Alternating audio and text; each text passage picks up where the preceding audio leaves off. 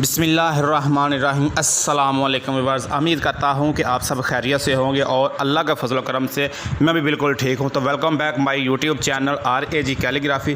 तो व्यूअर्स, आज हम बात करेंगे परगज़े की। परगज़ा क्या होता है और आज हम इसके साथ इसमें अल्लाह लिखेंगे। तो परगज़ा जो हमारे पास है, ये एक ब्रश का नाम है परगज़ा जिसको हम बोलते हैं।